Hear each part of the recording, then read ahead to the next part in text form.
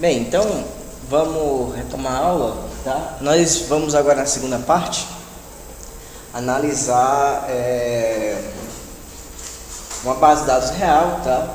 E também um trabalho feito num artigo antiguinho, tá? Mas que vai trazer alguns insights interessantes pra gente, tá? Então, o paper, tá? É o paper Nerlov de 1963, tá? Returns to scale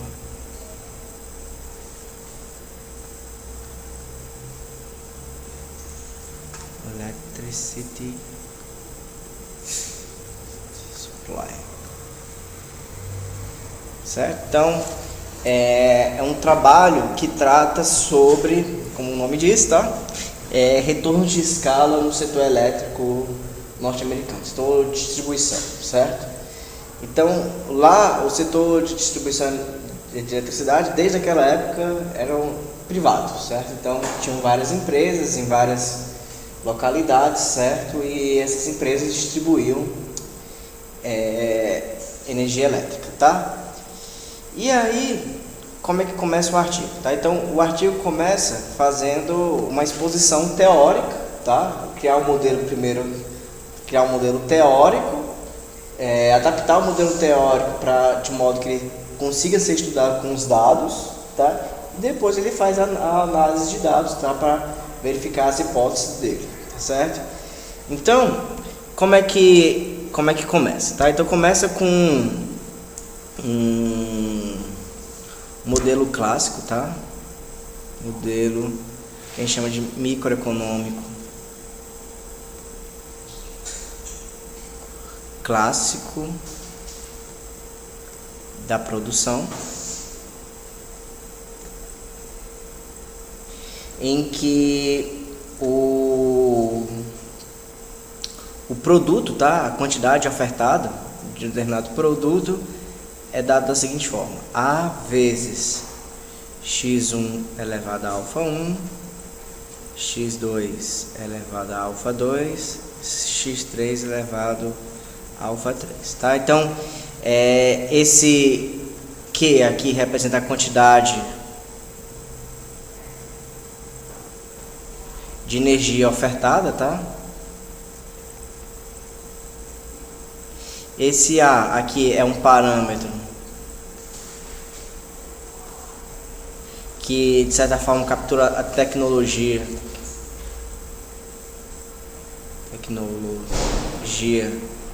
da determinada firma que faz a distribuição de energia, tá? Então, quanto mais, digamos, eficiente é a firma, maior é esse parâmetro alfa aí, tá? Esse x1, x2, x3 são os insumos, certo? Aqui ele usa 3 insumos básicos, tá?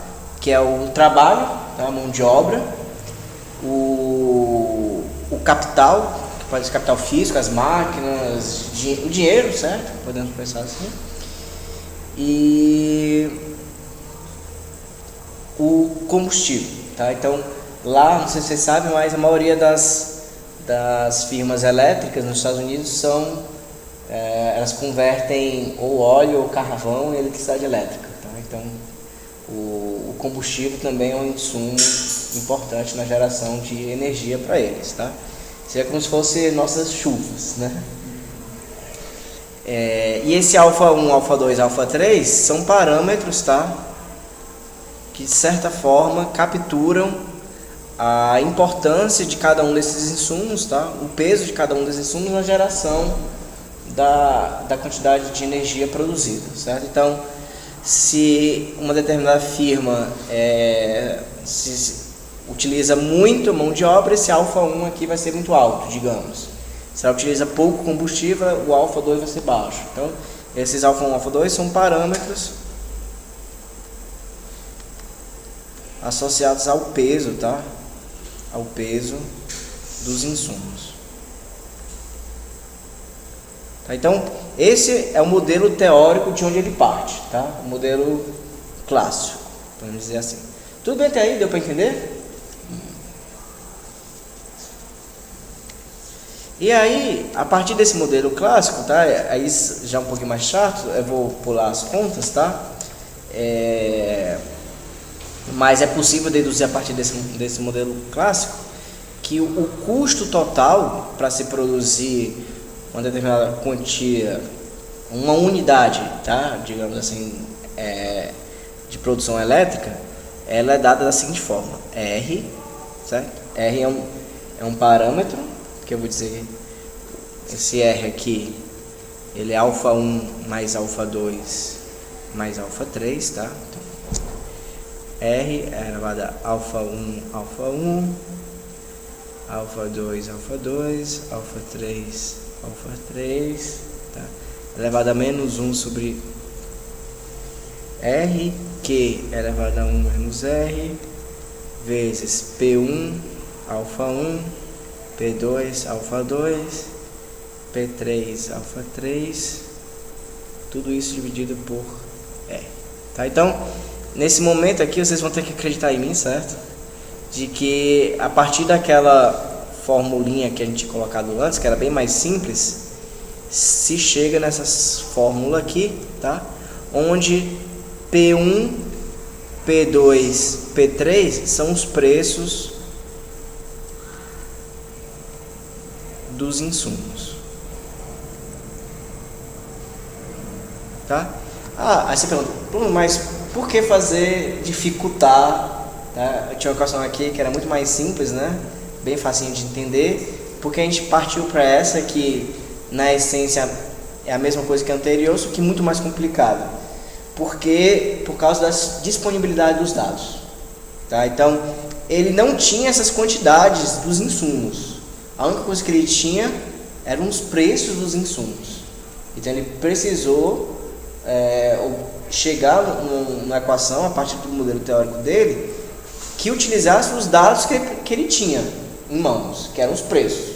Ele não tinha quantidade, quanto de mão de obra utilizado, quanto de combustível utilizado, mas ele tinha os preços, tá certo? Então, para poder utilizar a base de dados dele, tá? Ele tinha que chegar em alguma coisa relacionada com preços. Bem, e só olhando aqui dá para ver que esse modelo aqui não é linear, tá certo? Não é linear.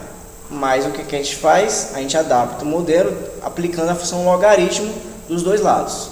Então vocês sabem que o logaritmo ele transforma produtos em soma e os expoentes descem. Então quando você aplicando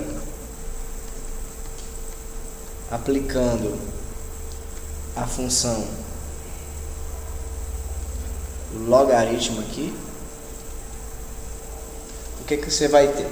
Você vai ter log do TC vai ser igual a mi, vou já dizer o que é esse mi aqui, mais 1 sobre R log de Q, mais alfa 1 sobre R log de P1, mais alfa 2 sobre R log de P2, mais alfa 3 sobre R log de P3, tá? E o que é esse mi? Esse mi nada mais é do que o logaritmo, tá, desse cara aqui, que é uma constante, né? Então, logaritmo de R, que multiplica A mais alfa 1 elevado a alfa 1, alfa 2 elevado a alfa 2, alfa 3 elevado a alfa 3. Tá? Agora sim, tá? Esse modelo bem aqui, grandão, certo? Ele é um modelo linear, só que as variáveis dele estão todas em logaritmo, tá certo? Mas se você considerar cada uma dessas variáveis já com logaritmo, tá? Isso aqui você chama de y, certo? Essa daqui x1, esse aqui x2, esse aqui x3, esse aqui x4, tá? E o 1 aqui como intercepto, né? Você tem um modelo linear. E esses caras aqui, ó, 1 sobre R, alfa 1 sobre R, alfa 2 sobre R e alfa 3 sobre R, alfa 1 beta 1, beta 2, beta 3, beta 4, tá? São os coeficientes, tá? Do modelo. Tá certo? E o que é esse P1, P2, P3, né? O P1, né, vai ser o preço da mão de obra, tá? O preço do trabalho. P2 é o preço do insumo. P3 é o preço do capital, tá? O custo de capital. Então, o nosso modelo pode ser reescrito da seguinte forma.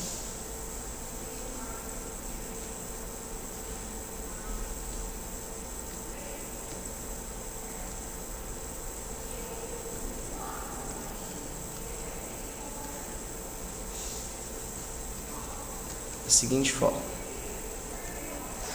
Log de TC igual a beta 1 mais beta 2 log de Q mais beta 3 log de P1 mais beta 4 log de P2 mais beta 5 log de P3, certo? Onde esse B1 aqui é aquele 1 sobre, é o Mi. O beta 2 é o 1 sobre R, o beta 3 é o alfa 1 sobre R, o beta 4 é o alfa 2 sobre R e o beta 5 é o alfa 3 sobre R. Tá? Então, veja que escrevendo dessa forma a gente tem um modelo linear. Algumas pessoas inclusive chamam um modelo de log linear, né? Porque as variáveis estão todas em logaritmo. Certo? Tudo bem até aí? Então é esse modelo que a gente vai estudar. Se você for lá na pasta Dropbox, né? E deixa eu abrir aqui na pasta Dropbox do curso, na base de dados aqui, você vai encontrar essa base de dados aqui chamada NERLOV, que é a base de dados que a gente vai utilizar, tá bom? Então como é que é essa base de dados? Ela tem algumas observações, deixa eu ver aqui quantas. Não são muitas observações, são 146 observações, tá? 145, né? Porque o primeiro é cabeçalho. Sobre aqui custo total, certo? Que PL é o preço do trabalho, PF é o preço do combustível e PK é o preço do capital, certo? Então é essa base de dados que a gente vai trabalhar. Cada observação dessa é uma pequena empresa produtora de energia, certo? Eu não lembro direito se eles usam óleo ou se usam carvão, tá? Mas imagina uma empresa produtora de energia, certo? Hoje em dia isso aí seria tipo empresa de painel solar, né? Que tem vários espalhados. Então aquelas empresas que tem gerador eólico, né? São várias empresas espalhadas, né? Não uma empresa que é dono de tudo, tá certo? Então seria isso daí. Então cada empresa tem uma certa quantidade gerada, né? Tem também o preço do seu trabalho, tá? Se você muda de região para uma outra, às vezes o seu trabalhador vai ficar mais caro, mais barato, tá? O preço do combustível também muda e o preço do capital também muda, tá certo? Lá no artigo ele diz como é que ele chega nesses valores aí, tá certo? Então também não é nada que apareceu, o cara chutou não, certo? Então essa aí é a nossa base de dados. Então, se vocês pararem para relembrar um pouco, o modelo de regressão linear, seja simples ou seja múltipla, ele tem uma série de pressupostos, né, que devem ser obedecidos para que as propriedades do modelo sejam verificadas. Então, a nossa pergunta inicial é a seguinte: será que as propriedades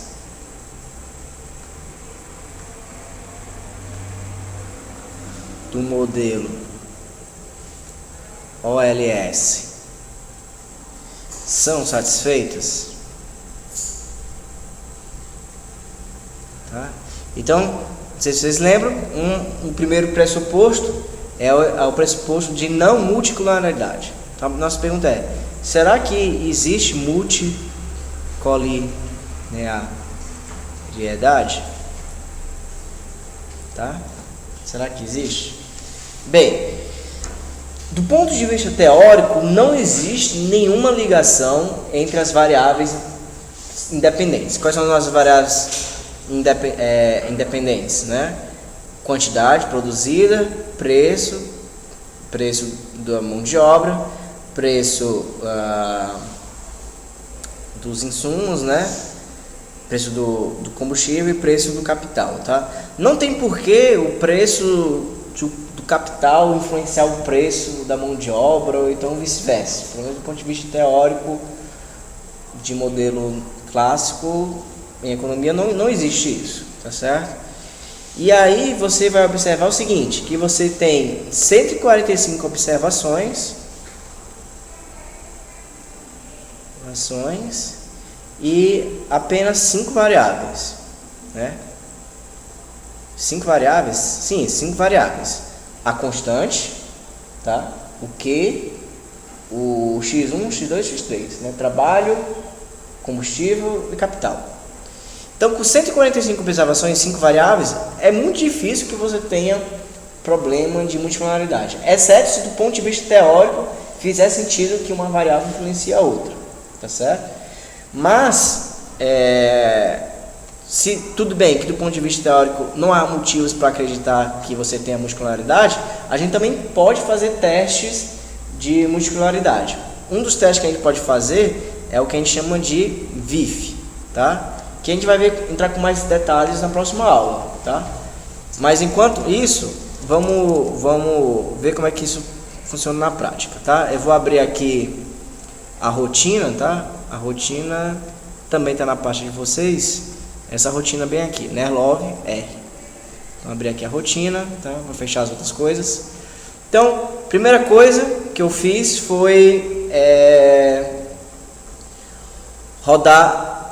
abrir o pacote car, certo? Esse aqui eu vou tirar por enquanto, tá? Esse aqui eu não vou falar disso aqui não. Depois eu vou limpar o cache aqui do R, ou seja, todas aquelas outras variáveis que a gente utilizou no estudo anterior não são mais necessárias, tá? Então, vamos limpar isso daqui, a gente não vai utilizar nada disso, tá?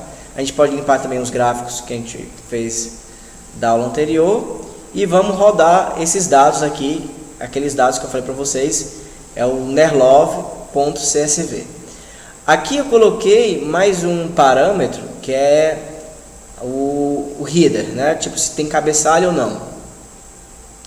E eu disse que sim, mas se você não colocar nada, ele vai ler do mesmo jeito, porque por default ele entende que tem cabeçalho. A não ser que não tenha cabeçalho, você põe false aqui para dizer que a tua base de dados não tem cabeçalho, tá certo? Então, vamos rodar aqui os dados, tá? Capturar os dados, está aqui capturado, né? 45 observações de 5 variáveis, tá? E aqui, depois vamos rodar o modelo OLS. Vou ensinar um atalho para vocês. Quando você abre aqui os dados, né, vai aparecer o nome de cada uma das colunas, né? TC, Q, PL, PF, PK. Em vez de fazer do jeito que a gente tinha feito antes, que era chamar de Y, X1, X2, X3, a gente pode rodar com os nomes, tá? Os próprios nomes da base de dados. Isso é uma vantagem porque na hora que você for pedir os resultados, as coisas vão fazer sentido para você, porque X1 não faz sentido nenhum, né? Mas se aparecer, sei lá, PL, você só vai saber o que é o PL, é o preço do trabalho. E aí como é que você faz esse truque? Faz a mesma coisa aqui, ó, só que aí é só você colocar assim, ó, data igual a dados, ou seja, o que você está dizendo aqui aqui é vírgula, tá? Vírgula, dados, data igual a dados. O que você está dizendo aqui nesse comando aqui do R? Você está dizendo o seguinte: vamos rodar uma regressão linear. A variável dependente vai ser logaritmo de TC, logaritmo do custo total, versus essas 4 variáveis independentes aqui, que devem ser retiradas da base de dados que eu chamei de dados. Beleza? E os resultados dessa regressão você vai gravar dentro de uma variável que eu vou chamar de OLS. Certo? Então eu estou usando aqui o operador setinha para esquerda, né? Para dizer que eu vou gravar os resultados dessa regressão dentro dessa variável bem aqui. Então você vai lá e run. Rodou, apareceu bem aqui. Apareceu aqui, você fica feliz porque rodou, certo? Rodou e ele gravou dentro dessa variável OLS. Agora você pode pedir o summary dessa regressão, né? Ou seja, todos os resultados estatísticos dessa regressão. Então tá aqui run e aqui embaixo no console que vai aparecer os resultados, né? Vamos abrir aqui. Então, como falei para vocês, ó, aparece aqui, ó, exatamente, não aparece x1, x2, x3, né? Aparece exatamente os nomes das tuas variáveis, né? Então aqui temos o intercepto, temos a primeira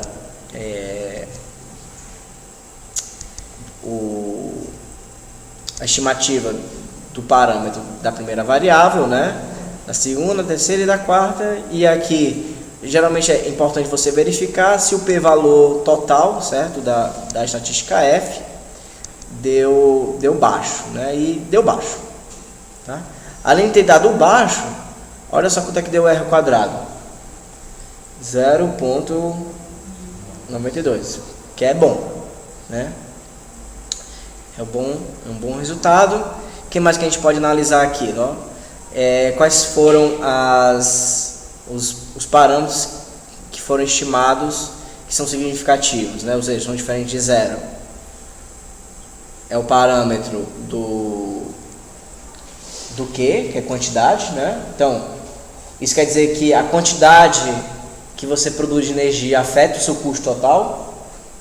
É de se esperar que afete, né? Quanto mais energia você produz, maior é o seu custo. Deu positivo, né? Ou seja, quanto maior o custo, maior quantidade, maior o custo. E o outro que deu positivo foi o que? Preço do F. F é de fuel, né? Combustível.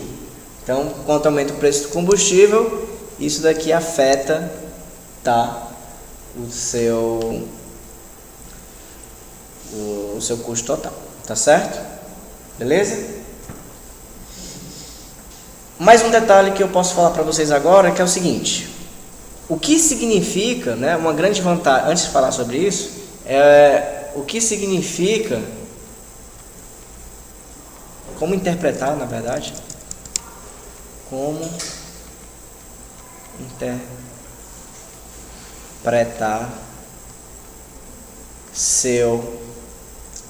os coeficientes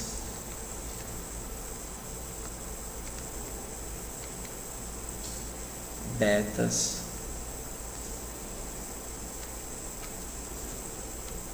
estimados, tá? Isso aqui é muito importante. Então, por exemplo, se você tiver com uma regressão desse tipo aqui, alfa 1 mais, tá assim, alfa 0 mais alfa 1 x1 mais alfa 2 x2 e assim vai, certo? E aí alfa k xk. Como é que você vai estimar, como é que você vai interpretar os parâmetros, né? Se você derivar aqui em relação, por exemplo, a variável x1, tá? Isso aqui vai dar alfa 1, certo? Derivação parcial. Isso quer dizer o seguinte, que quando você aumenta em uma unidade a variável x1, você espera um aumento de alfa 1 unidades no seu y. Tá? Então, por exemplo, digamos que você tem uma regressão, você estimou esse alfa 1 igual a, sei lá, 3. Quer dizer que cada vez que você aumenta uma unidade aqui, você aumenta 3 unidades na variável y. Isso na regressão linear. Se eu tivesse uma regressão log linear, log no y e log nas outras variáveis, tá?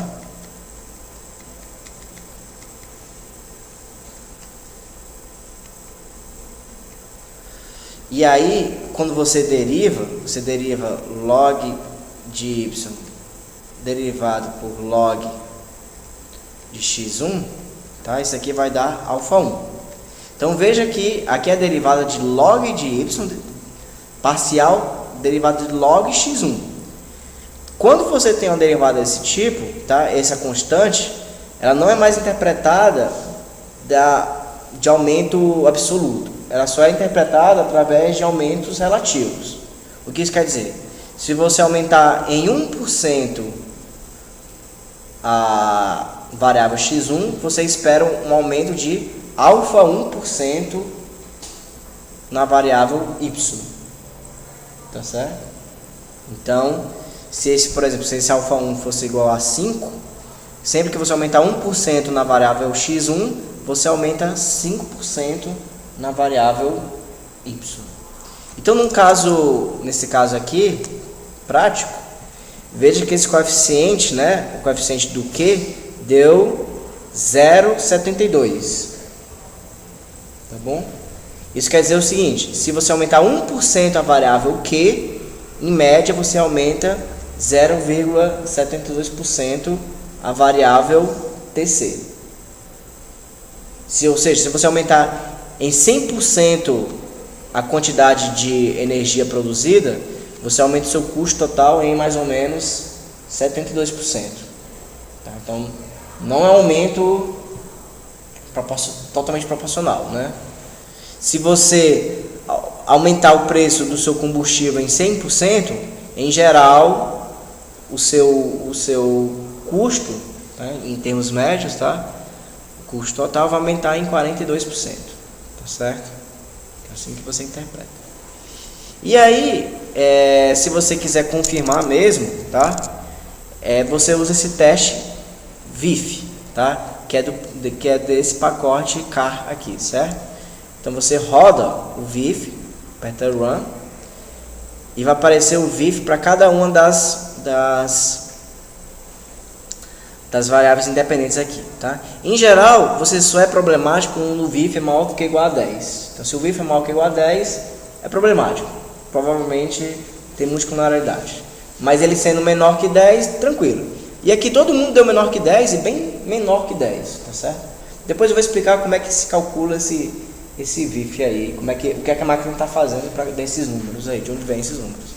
Mas por enquanto, tá? É só um teste de colararidade, tá?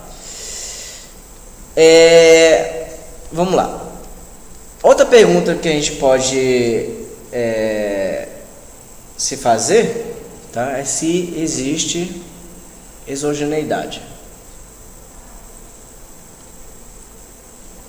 O que é exogeneidade? É que os erros não são correlacionados com as variáveis independentes. Ou seja, todas as variáveis importantes do modelo foram discriminadas. Tá certo?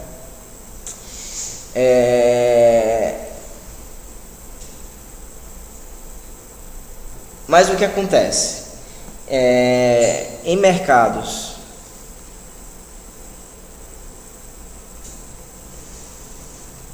competitivos, os preços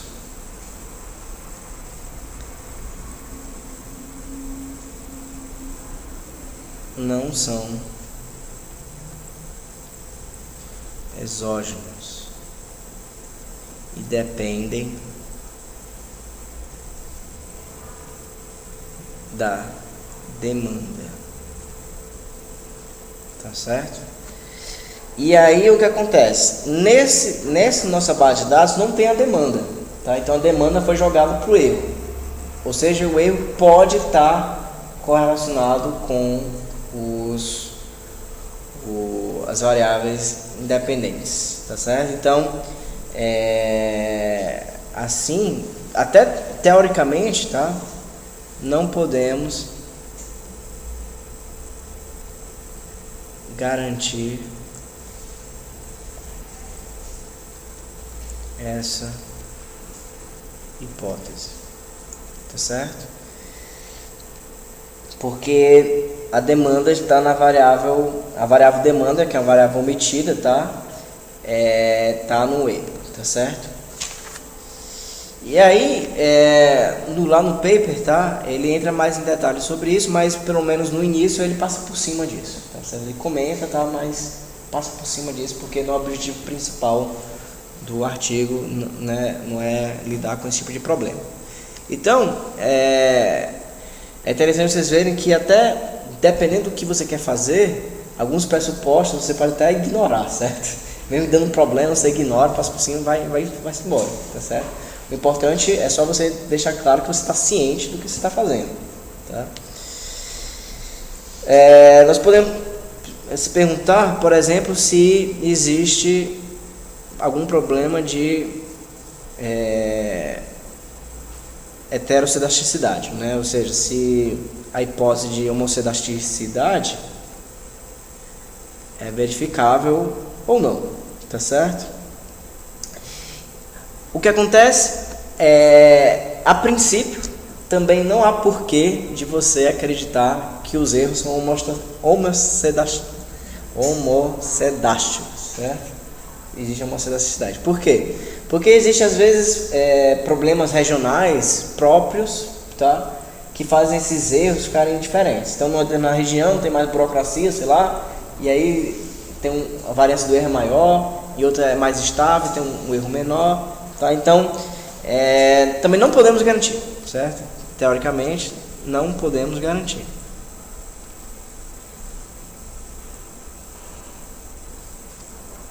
Mas felizmente contornar a homocedasticidade é bem fácil, tá? A gente não vai fazer isso hoje, tá? Mas o que a gente vai fazer agora, tá? É construir o gráfico da regressão. Então, se eu pegar assim, plot OLS, o que vai aparecer aqui, né? Vai aparecer esse primeiro gráfico bem aqui. O que é esse gráfico? Esse gráfico é um gráfico com uma variável horizontal dada pelos valores estimados, tá? O y chapéu. E aqui os resíduos estimados, tá? Portanto, esse gráfico aqui, tá? Ele é um gráfico do tipo y chapéu versus o e chapéu, tá? Então a gente faz esse gráfico aqui lá no R e dá isso daqui. Tá vendo essa linha tá meio curva, essa linha vermelha, que tá descendo, depois está subindo, certo? Quando os seus dados, tá, são homocedásticos, essa linha vermelha é quase uma reta. Então, se tem essa curvinha aqui, é porque já está apontando uma possível heterocedasticidade. Veja que aqui, ó, a variância é muito maior, ó, tá vendo, ó? Se eu ligar esse ponto para esse, ó, olha só como eu estou fazendo, como eu estou viajando para cima e para baixo bem rápido, né? E aqui eu tô viajando muito pouco, ó. A frequência aqui é bem menor. E aqui já começa a crescer de novo, certo? Então isso aqui já é um indicador, tá, de heterocedasticidade. Tá? Então quando você pede o gráfico da regressão, o primeiro gráfico que aparece é esse daqui, tá? Se essa reta vermelha não for uma reta, tá? Então, já, como é o caso aqui, está formando tipo uma curva, tá? Então, geralmente está indicando um problema de heterocedasticidade, certo? E você vai ver aqui que tem 145 pontinhos, tá? Acredite ou não, mas tem as observações.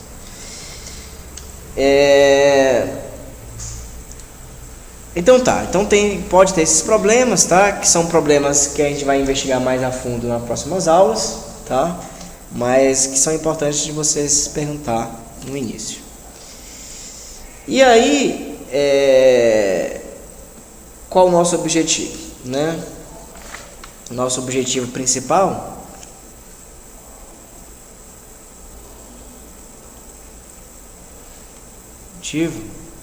é testar a hipótese de retornos constantes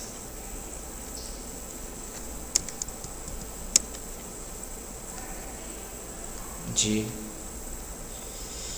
escala, né? O que é essa hipótese de retornos constantes de escala, né?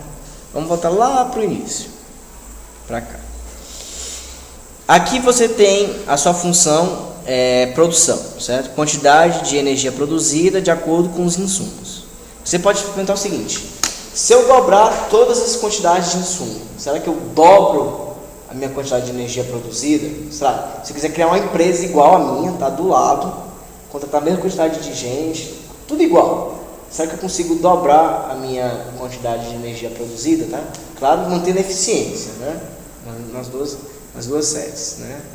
Se você mantém, é o que a gente chama de retornos constantes de escala, tá? Então, você tem uma empresa, tá, que você dobra os seus insumos, você dobra o seu produto. Se você triplica os teus insumos, você triplica o teu produto. Às vezes nem sempre isso acontece, tá? Porque começa a ter problemas internos, sabe? Às vezes você colocar uma pessoa para trabalhar é totalmente diferente de colocar 20 pessoas para trabalhar, é completamente diferente de colocar 40 para trabalhar, né? Pode gerar muito mais problema ali interno, de discussão, sei lá, ideias diferentes, tá? Então, simplesmente você dobrando seus insumos não significa que você dobra a sua quantidade produzida, tá certo? E essa é uma pergunta que o pessoal se fazia no setor elétrico, porque se acreditava, né, que no setor elétrico existisse retornos constantes de escala, ou seja, bastava dobrar tudo que aí você dobra a quantidade produzida, tá? E como é que você verifica essa hipótese de retornos constantes de escala? É quando a soma desses alfa 1 mais alfa 2 mais alfa 3 dá 1, ou seja, quando esse R aqui dá 1, ou seja, quando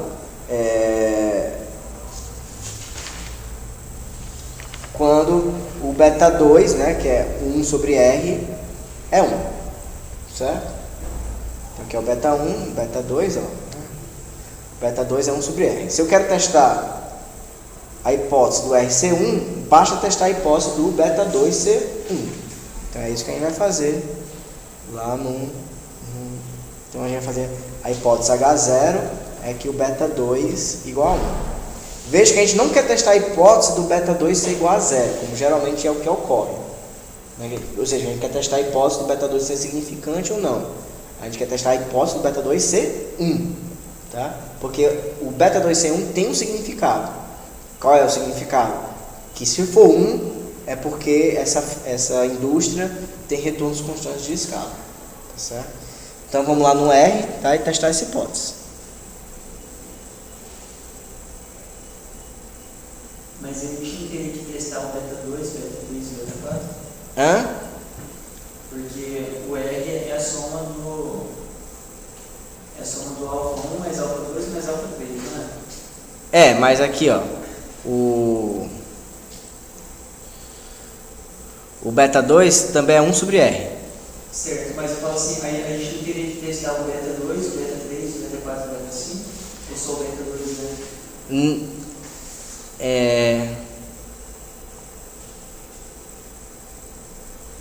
Sim, a gente vai fazer isso. A gente vai fazer isso. Beta 3 mais beta 4 mais beta 5 igual a 1, né? Peraí.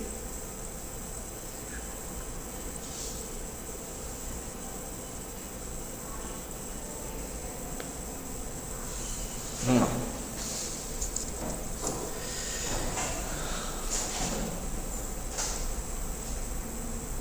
Vamos fazer isso. Vamos fazer a soma deles igual a 1, certo?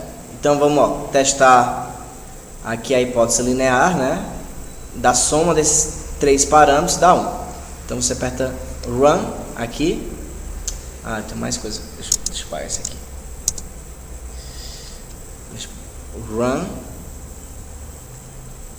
tá? E o que foi que aconteceu?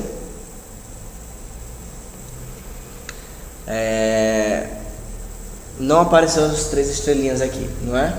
Se não apareceu as 3 estrelinhas, é porque você não tem motivo para rejeitar essa hipótese. Então, realmente, a soma deles dá 1, né? De fato, era para dar 1, né? Por quê? Porque a soma aqui, ó, alfa 1 mais beta 3 mais beta 4 mais beta 5, se você somar, vai ser alfa 1 mais alfa 2 mais alfa 3 sobre R, que é 1.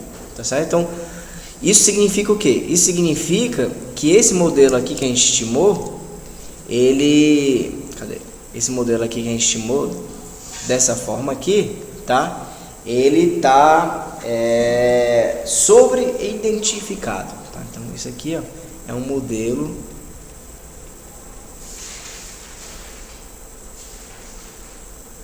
sobre-identificado. Tá? Por que sobre-identificado? Porque o beta 3 mais o beta 4 mais o beta 5, ele é igual a 1 do ponto de vista teórico e prático. Tá certo? Então significa que você não precisa estimar 1, 2, 3, 4, 5 parâmetros. Basta você estimar 4. Tá? E como é que a gente transforma um modelo sobre-identificado em um modelo identificado, né? Ajustado, né? Pega um desses parâmetros aqui, beta 3 mais beta 5, e escreve em função dos outros. Então, por exemplo, eu vou escrever o beta 5 como sendo 1 menos beta 3, 1 menos beta 4. E esse valor aqui, ó, você joga bem aqui.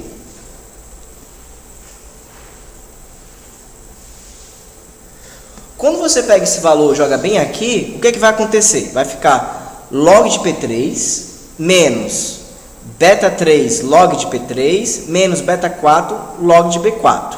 Certo? Tudo bem? Vocês conseguem acompanhar ou querem que eu faça tudo bem bonitinho? Acho que é melhor fazer tudo bem bonitinho, né? Ó. Eu vou tentar copiar lá, porque nem sempre eu consigo. Deixa eu ver se eu consigo copiar.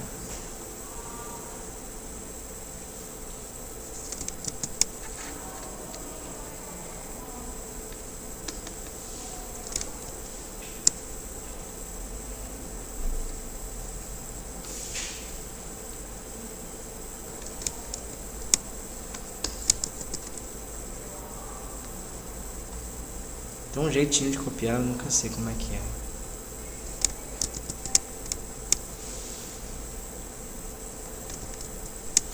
Enfim, tem que fazer tudo de novo. Então como é que tava lá antes, né? Deixa eu ver aqui. Tava assim, né? Log de TC igual a beta 1 mais beta 2 log de Q mais beta 3 log de P1 mais beta 4 log de P2 mais beta 5 log de P3. Então, esse beta 5, né, ele é igual a 1 menos beta 4 menos beta 3. Certo? E esse 1 menos beta 4 menos beta 3 vai ser multiplicado por log de P3. Então, esse cara todo, esse produtinho aqui, como é que ele vai ficar? Ele vai ficar log de P3 menos beta 4 log de P3 menos beta 3, não, peraí, tá? Menos beta 3 log de P3. O que eu vou fazer? Esse cara aqui eu vou juntar com esse cara aqui eu vou juntar com esse, tá? Porque esse aqui está multiplicado por B4 aqui, B3 aqui, B3 aqui. E esse cara, log de P3, eu vou passar para o outro lado, então vai ficar menos log de P3. Aí o que acontece? Log de uma diferença é a mesma coisa que log da divisão, certo? Então, quando eu vou passar para isso aqui, vai ficar log de TC menos log de P3, que é a mesma coisa que log de TC sobre P3. Mais, igual a beta 1 mais beta 2 log de Q, mais, que beta 3? Log de P1 menos log de P3, que é a mesma coisa que log de P1 sobre P3, mais B4 log de P2 dividido por log de P3, tá? Então, qual é a vantagem disso daqui, né? Dessa coisa que a gente escreveu bem aqui. A vantagem desse negócio bem aqui é que você tem quantos parâmetros para estimar agora? 1, 2, 3, 4. 4 parâmetros apenas. O quinto parâmetro, que é o beta, que é o beta 5, né, que sumiu, né? Na verdade ele não sumiu. Ele, na verdade, o beta 5, ele pode ser calculado como sendo 1 menos beta 3 menos beta 4, tá certo? Então, esse modelo aqui, ele não está sobreidentificado. Ele só tem 4 parâmetros para estimar, tá certo? Agora a gente vai rodar a regressão desse novo, tá? Dessa nova regressão, essa nova equação bem aqui. Então, cadê o R? Tá aqui, ó. Então vamos rodar o modelo reduzido, tá? Ó, veja quais são as variáveis: log de TC dividido por PF, log de Q, log de PL dividido por PF, log de PK dividido por PF, tá? Do mesmo jeito que eu tinha escrito antes. Vou apertar Run aqui. Ué. Tá. Vamos fazer o que eu tinha feito antes. Atache dados, tá? Então, quando você faz isso, aplica essa formulinha bem aqui, ele... Ah, não, já sei que estava faltando. Vamos colocar aqui, ó. Ele não estava reconhecendo de onde são essas variáveis, tá? Então, vamos colocar assim, ó. Data igual a dados. Tá aqui, run.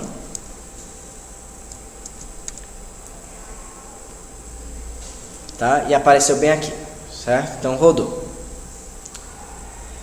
Agora vamos fazer o seguinte. Eu vou calcular o R quadrado do primeiro modelo e o R quadrado do segundo modelo, certo? Aqui, ó, o primeiro modelo, R quadrado, deu 0,92. Segundo modelo, vou apertar o R quadrado, deu 0,93. Qual modelo que tem menos parâmetros? Primeiro ou segundo? O segundo tem menos parâmetros, ou seja, tem menos variáveis, né? Porque para cada parâmetro tem uma variável independente, né? Mas lembra que eu falei para vocês que quando você aumentava o número de variáveis, aumentava o R quadrado? Então, quando diminui o número de variáveis, é para diminuir o R quadrado, né? Mas aqui estamos diminuindo o número de variáveis e o R quadrado está aumentando. Por quê? Valendo mais meio ponto na prova. Vocês perdem essa oportunidade agora. Estão entendendo a pergunta? No primeiro modelo você tem 5 variáveis independentes. No segundo modelo você tem 4 variáveis independentes. Só que o R quadrado com menos variáveis independentes deu maior. O que aconteceu? Nem pela questão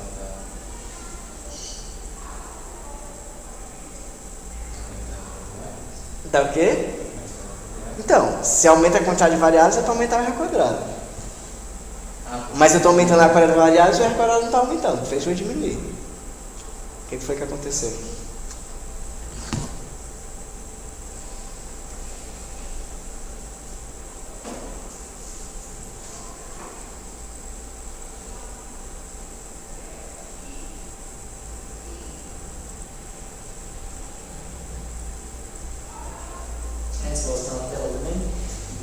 Tá na sua cabeça.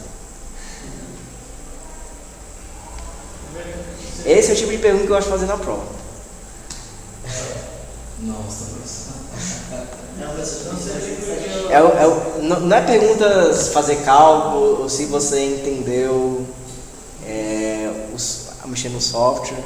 A pergunta é sobre se você entendeu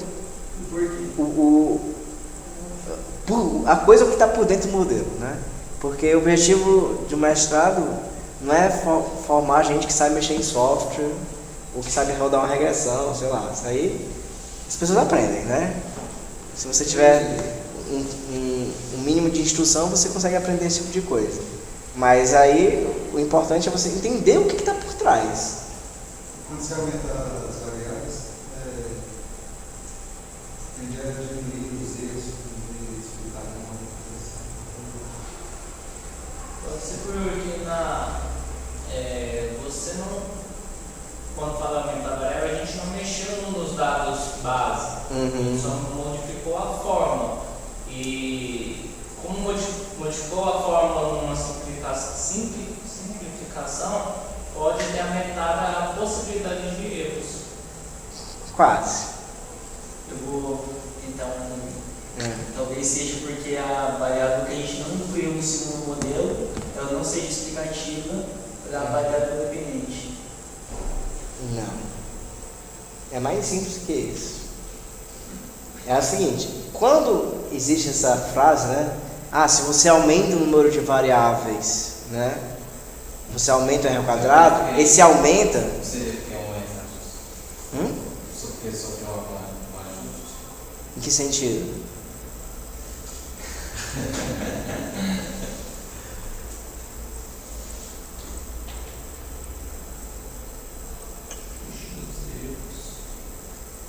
Pergunta aqui, está fugindo fora da sua pergunta já, você falou que quando,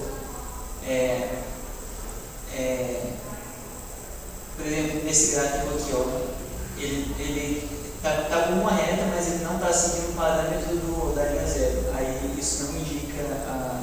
Não, esse aqui já é outra coisa, esquece esse gráficozinho aqui. Esse aqui é, quando você pega aquele comando plot, OLS, ele vai construir 4 gráficos, tá?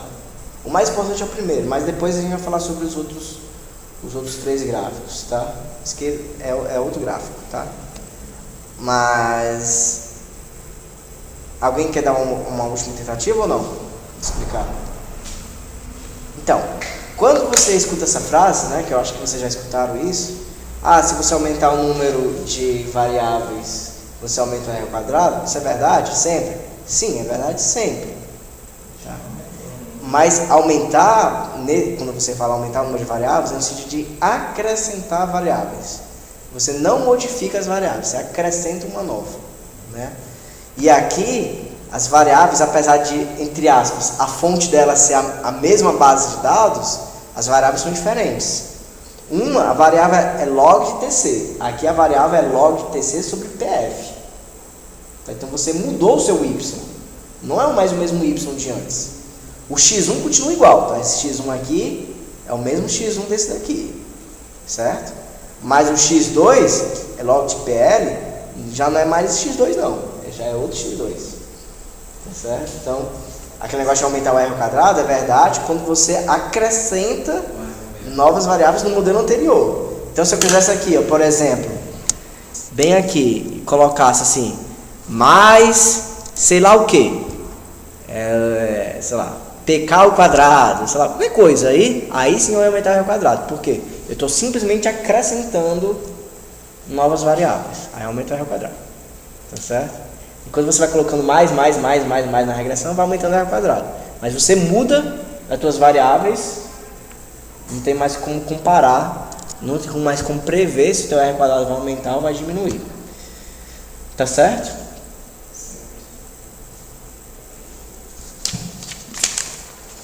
Tá bom? Agora fazer outra pergunta. O R quadrado do primeiro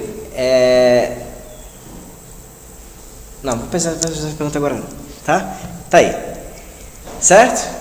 Então a gente já trocou o alfa 1 alfa 2 pelo beta 5. Tá? Agora nossa próxima alteração, tá? A gente pode fazer o seguinte.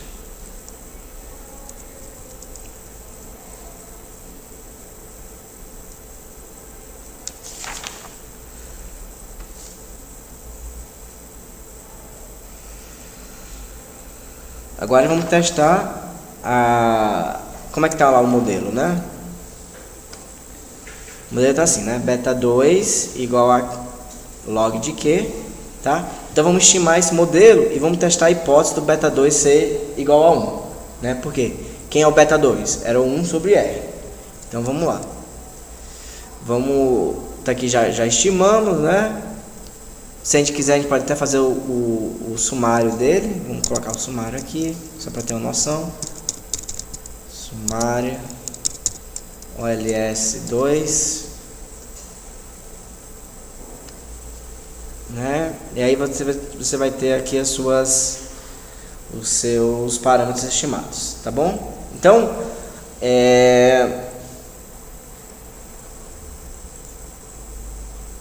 veja aqui que o parâmetro beta 2, né?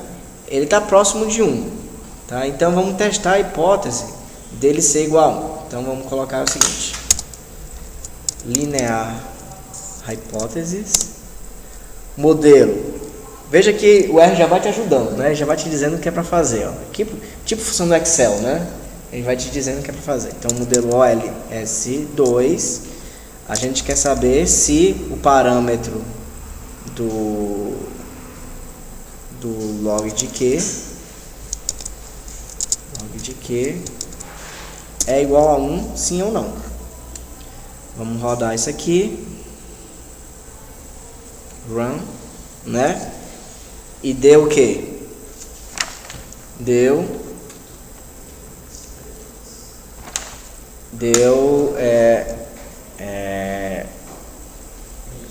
rejeita a hipótese. Então você rejeita a hipótese do beta 2, ou seja, do RC1. Então você rejeita a hipótese de ter retornos constantes de escala. Tá bom?